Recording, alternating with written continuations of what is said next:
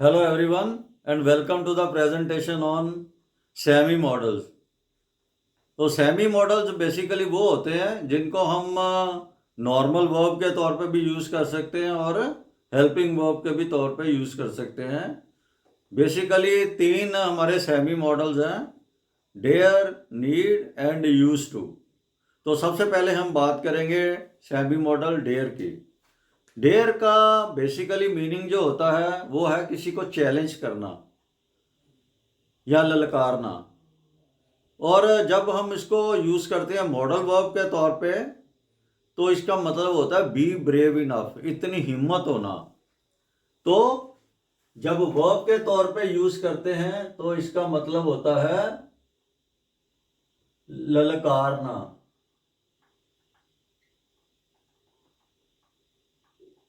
और जब दूसरी तरह से करते हैं बी ब्रेव इनफ, इतनी हिम्मत होना। तो ये ध्यान रखना। तो सबसे पहले जब हम डेयर को यूज करते हैं, नॉर्मली जो है इसका यूज होता है हमारे जो प्रश्न वाले और नेगेटिव, यानी कि यहाँ पे नहीं वाला सेंटेंस होता है, वहां पे हम इसको यूज करते हैं। तो सबसे पहले देखिए, हम एग्जाम्पल के तौर पे he dare not take such a step, उसकी हिम्मत नहीं है कि वो इतना स्टेप ले सके। अब इसमें एक चीज ध्यान रखनी है, जब भी हम डेयर लगाते हैं ना एज ए मॉडल वर्ब, यहां पे हमने मॉडल वर्ब यूज किया ना, he dare not take such a step, तो यहां पे हम टू का यूज नहीं करते डेयर के साथ। अब दूसरा भी इसका तरीका हो सकता है, जैसे ही डज नॉट डेयर,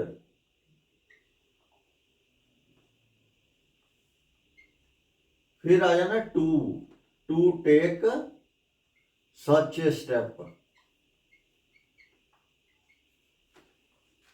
तो यहां देखो हमने टू का लगाया, यहां पे हम यूज कर रहे हैं इसको नॉर्मल वर्ब की, जो डेयर डेड डेड होती है हमारी नॉर्मल वर्ब। तो यहां लेकिन जब हम सेंटेंस बनाते हैं as a model verb use करते हैं इंटेरोगेटिव और नेगेटिव सेंटेंसेस में, तब हम इसका टू का यूज नहीं करते। He dare not take such a step, उसकी हिम्मत नहीं है कि वो इतना बड़ा स्टेप ले ले। Dare I talk to the chairman, क्या मैं हिम्मत करूं चेयरमैन से बात करने की। Dare she complain against you, उसकी हिम्मत इतनी है कि वो तुम्हारे अगेंस्ट कंप्लेंट करे, इतनी हिम्मत हो। I dare not talk to the chairman, मेरे में हिम्मत नहीं है कि मैं चेयरमैन से बात करूं। तो इस तरह से हम डेयर का सेमी मॉडल के तौर पे नेगेटिव और इंटेरोगेटिव सेंटेंसेस में यूज करते हैं। जब हम इंटेरोगेटिव सेंटेंसेस या प्रश्न वाले करते हैं तो डेयर सबसे पहले आ जाता है। तो यहाँ पे नेगेटिव में यूज करते हैं, डेयर के बाद नोट आता है, सबसे पहले सब्जेक्ट आ जाता है। जब हम हाउ के साथ डेयर का यूज करते हैं तो इसमें हमारे को ये जो प्रकट करता है गुस्सा, सरप्राइज, शॉक, यानी कि इसको झटका लगता है। तो how dare she speak like this, उसकी हिम्मत कैसे है कि ऐसी बात करे, हाउ डेयर शू। तो जब हम हेयर के करते हैं ना तो इसमें एक एंगर वाला एलिमेंट आ जाता है और हैरानगी भी होती है, यार उसने इतनी हिम्मत की, ये ऐसी बात कर दी। How dare she speak like this, how dare he say so, उसकी हिम्मत कैसे है कि ये ऐसी बात कर सके। बड़े गुस्से में हम आदमी how dare you speak like this किसी को बोलते हैं। तो इस तरह से हम जो है इसको सेमी मॉडल के तौर पे यूज करते हैं। नो बॉडी, एनी बॉडी और सम बॉडी के साथ डेयर का प्रयोग जब हम करते हैं तो उसमें टू लगाया भी जा सकता है और नहीं भी लगाया जा सकता। जैसे देखें, nobody dare to comment like that, तो यहां हमने टू लगाया है, कोई कमेंट करने की हिम्मत ना करे। Nobody dare comment like that, तो ये भी सही है, nobody dare comment like that, इसमें टू लगा भी दें या ना लगा दें वो भी चलेगा। जैसे somebody dare complain in the matter, किसी को इस मैटर में कंप्लेंट करने की हिम्मत करनी चाहिए। है ना, somebody dare, कोई हिम्मत करे कि इस मैटर में कंप्लेंट करे, तो इसमें हमने टू नहीं लगाया। अगले सेंटेंस में somebody dare to complain in the matter, तो इसमें हम टू लगा भी सकते हैं और नहीं भी लगा सकते हैं जब हम डेयर का प्रयोग nobody, anybody और somebody के साथ करते हैं। जब हम बात करते हैं अब प्रिंसिपल वर्ब के तौर पर, जब हम डेयर का प्रयोग करते हैं तो उसको हम एक नॉर्मल वर्ब के तौर पे करते हैं, जैसे dare, dared, dared, second form dared और थर्ड फॉर्म भी dared.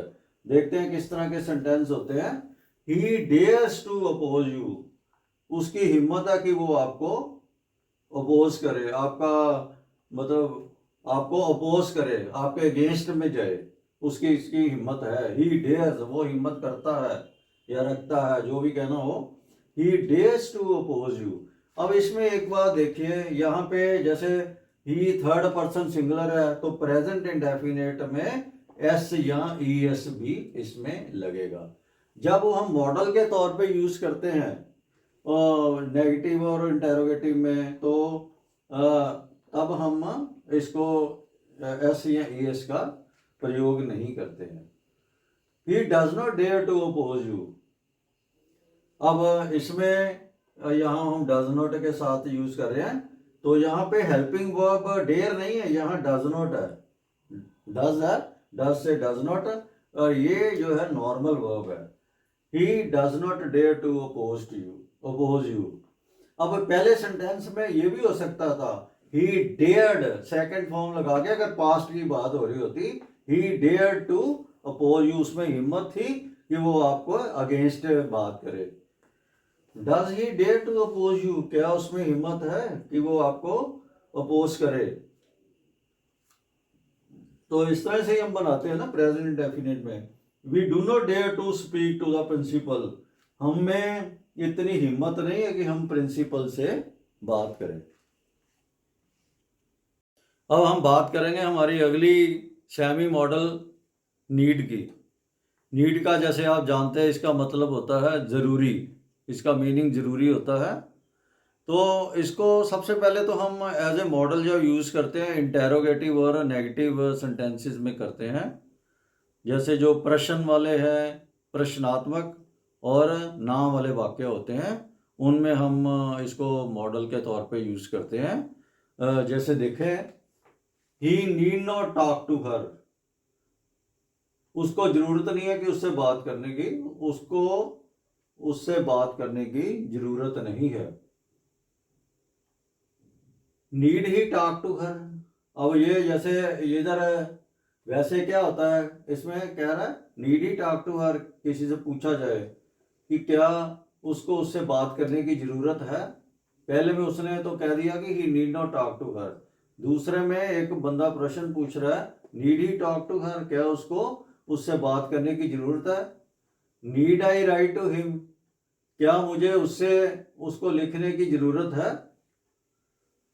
He need not go, उसको जाने की जरूरत नहीं है ना। तो यहाँ पे हम यूज कर रहे हैं एज ए मॉडल नेगेटिव में, और यहाँ पे हम कर रहे हैं नीड इंटेरोगेटिव में।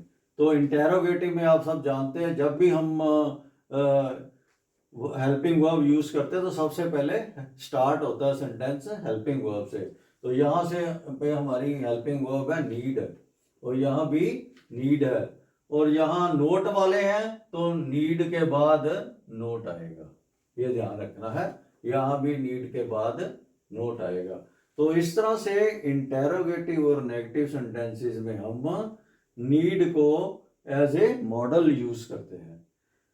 कई बार हम जो नीड को परफेक्ट टेंस के साथ यूज करते हैं, उस समय ये व्यक्त करते हैं कि कोई काम नहीं होना चाहिए था जो हो गया, उसको व्यक्त करने के लिए हम करते हैं। जैसे he need not have brought such a costly gift, उसको इतना कॉस्टली गिफ्ट लाने की जरूरत नहीं थी। तो यहाँ देखिए हमने perfect tense have perfect tense में यूज करते हैं ना। तो इसमें एक चीज ध्यान रखनी है कि यहाँ हैव ही आएगा, हैज नहीं आएगा। नॉर्मली जब भी थर्ड पर्सन सिंगुलर होता है तो हम हैज यूज करते हैं, लेकिन यहाँ नोट के बाद हैव ही आना है, हैज नहीं आना। He need not have brought such a costly gift, ये इतना लाने की जरूरत नहीं, ये तो वेस्ट ऑफ मनी है। दूसरा सेंटेंस देखो, he need not have written such a detailed ऐसे, उसको इतना डिटेल ऐसे लिखने की जरूरत नहीं थी, है ना, क्योंकि जो सेंटेंस जो ऐसे लिखना था वो 200 वर्ड में लिखना था, उसने तो इतना लंबा लिख दिया, उसको इतनी जरूरत ही नहीं थी। He need not have written such a detailed letter, इसमें सबसे पहले आ गया सब्जेक्ट, फिर नीड नॉट, फिर आ गया हैव। तो इस तरह से जो है परफेक्ट टेंस के साथ हम नीड का प्रयोग करते हैं। जब नीड से कोई प्रश्न किया जाता है और अगर उसका जवाब हाँ में हो तो तब हमें मस्ट का प्रयोग करना चाहिए, अगर ना में हो तो फिर नीड का ही प्रयोग करना चाहिए। जैसे एग्जाम्पल के तौर पे देखें, जैसे किसी से प्रश्न पूछा जाए, नीड आई गो देयर, क्या मुझे वहां जाने की जरूरत है, अगर यस में है तो आएगा यस यू मस्ट, अब यहाँ पे मस्ट आ गया। अगर ना में है तो आएगा नो यू नीड नॉट, तुम्हें जाने की जरूरत नहीं है, यू नीड नॉट गो। अब आगे देखो, प्रिंसिपल वर्ब के तौर पे नीड का प्रयोग किस तरह से होता है। नीड का हमने पहले ही बात कहा, जरूरत होता है, नीड का मतलब जरूरत। तो ही नीड्स माई असिस्टेंस, अब ये प्रेजेंट इंडेफिनिट है, थर्ड पर्सन सिंगुलर है, अब हम यहाँ पे as a principal verb use कर रहे हैं, ही नीड्स माई असिस्टेंस, उसको मेरी सहायता की जरूरत है। इसका अगर पास्ट में होता, ही नीडिड माई असिस्टेंस, उसको मेरी सहायता की जरूरत थी। अगला देखो, आई नीड योर हेल्प, मुझे तुम्हारी हेल्प की जरूरत है। Does he need my help, क्या उसको मेरी हेल्प की जरूरत है। अब इसमें हम डज का प्रयोग कर रहे हैं, है ना, ये क्योंकि प्रश्न वाले हैं। He does not need my help, उसको मेरी हेल्प की जरूरत नहीं है, क्योंकि ही थर्ड पर्सन है, सिंगुलर है, इसके साथ हम डज का प्रयोग करते हैं। ये हमने डिटेल में जो हमारी टेंस वाली वीडियो है उसमें डिस्कस भी किया था। तो ये इस तरह से प्रिंसिपल वर्ब के तौर पे हम नीड का प्रयोग करते हैं।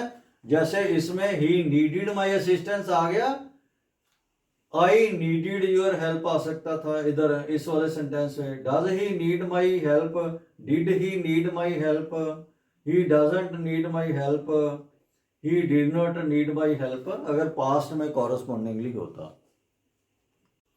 फ्रेंड्स, अभी हम बात करेंगे हमारी अगली जो सेमी मॉडल है यूज्ड की। तो यूज्ड टू के साथ हमेशा, यूज्ड के साथ हमेशा टू आएगा जब भी हम इसको एज ए मॉडल यूज करेंगे। तो देखते हैं, सबसे पहले ये यूज्ड टू हम यूज करते हैं जहां हमारी कोई पुरानी हैबिट होती है, वो अभी छूट चुकी है, लेकिन जब हम बात करते हैं तो हम कहते हैं I use to do this thing, I use to do that thing. तो देखते हैं सेंटेंसेस कैसे बनते हैं। He use to drink daily, वो रोज शराब पीता था। नाउ ही डजंट, अभी नहीं पीता, वो आदत उसकी छूट चुकी है, तो तब हम यूज करते हैं use to. I use to smoke, मैं पहले स्मोकिंग करता था, सिगरेट पीता था। नो आई डू नॉट, अभी नहीं मैं करता। तो ये जब भी हम पुरानी हैबिट के बारे में बात करेंगे तो उसके साथ हम यूज टू लगाएंगे, जो हमारी पुरानी आदत अभी नहीं है। प्रेजेंट में अगर कोई चीज हमारी आदत है, अकस्टम मतलब एक समझो कि एक हमारा रूटीन का हिस्सा है, तो उसको हम उसमें भी यूज टू करते हैं। वो कैसे करते हैं वो देखते हैं। उसके साथ हम ये जरूर लगाते हैं एम, इज वगैरह, आर जो भी है। I am use to take tea in the morning, अभी प्रेजेंट की बात कर रहे हैं ना, हमारी अभी प्रेजेंट में एक हैबिट कह लो या आप कह लो कि हमारा रोजमर्रा का हिस्सा है।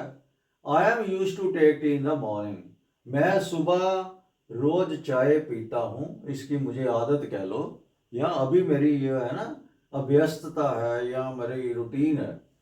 He is use to read newspaper with the morning tea. उसकी दिनचर्या है कि वो सुबह चाय के साथ न्यूज़पेपर पढ़ता है ना, ये उसकी दिनचर्या है। तो इसमें हमने यूज करना है साथ में जो भी पर्सन होगा, आई के साथ एम, इज के साथ इज, है ना, तो दे के साथ आर, जो भी होगा सब्जेक्ट उसके हिसाब से यहाँ पे पहले हेल्पिंग वर्ब आएगी, फिर आएगा यूज टू, फिर बाकी आगे सेंटेंस। यूज टू का प्रयोग हम इंटेरोगेटिव और नेगेटिव सेंटेंसेस में किस तरह से करते हैं वो हम देखेंगे। तो सबसे पहले देखिए, जो अफर्मेटिव जो पॉजिटिव सेंटेंस है उसमें किस तरह से करते हैं। आई यूज्ड नो, ये नेगेटिव वाले है, I used not to smoke daily. मैं डेली स्मोक करने की मुझे आदत नहीं थी। पहले हमने बोला था ना I used to smoke daily, I used not to smoke daily. इसको दो तरह से बना सकते हैं। एक तो ये हो गया आई यूज्ड, इसमें एज ए मॉडल यूज कर रहे हैं, इसमें हमने हेल्पिंग वर्ब दूसरी नहीं की, इसको जो हेल्पिंग वर्ब मान लिया। I used not to smoke daily. इसको ऐसे भी बना सकते हैं, I did not use to smoke daily. जैसे ये मेरी पास्ट हैबिट थी, I did not use to smoke daily, मुझे इसको सिगरेट पीने की आदत नहीं थी। तो नेगेटिव सेंटेंसेस को हम इस तरह से बना सकते हैं, एक तो यूज्ड को एज ए मॉडल और यूज्ड को एज ए मतलब verb. He used to play chess at college, वो कॉलेज में चेस खेलता था। ये एक पॉजिटिव सेंटेंसेस है ना। और दूसरा देखो, he did not use to play chess at college, तो यहाँ पे हमने डिड नॉट साथ में लगाया। हम लगाते हैं ना पास्ट इंडेफिनिट में जब नेगेटिव वाले हुए, तो he did not use to play, यहाँ फर्स्ट फॉर्म हमने लगाई है, he did not use to play chess at college. इसको हम इस तरह से भी बना सकते थे, ही यूज्ड, जैसे पहला सेंटेंस है, he used not to play chess at college. अगर इंटेरोगेटिव वाला हो तो वो देखो कैसे है, ये भी दो तरह से बन सकता है। Used he to play chess at college, क्या वो कॉलेज में चेस खेलने की उसको आदत थी, क्या वो खेला करता था। तो दूसरा सेंटेंस इस तरह से भी बना सकते हैं। यहाँ पे हमने एज ए मॉडल यूज किया है, यहाँ पे एज ए हेल्पिंग वर्ब, यहाँ पे एज ए नॉर्मल वर्ब किया है। Did he use to play chess at college, तो क्या वो कॉलेज में चेस खेला करता था। यहां हमने जहां शुरू में हम कब लगाते हैं, जब इंटेरोगेटिव सेंटेंसेस हो तो जो भी हेल्पिंग वर्ब होती है हमने शुरू में लगानी। यहां हम यूज्ड को as a helping verb use कर रहे हैं। तो फ्रेंड्स, हमने सभी semi models dare, need, use to discuss किए। तो मुझे पूरी उम्मीद है कि आपको जो भी आपके डाउट्स थे इनके बारे में वो क्लियर हो गए होंगे। तो अगर आपको वीडियो पसंद आई हो तो please like, subscribe, share and comment on the video. Thank you very much.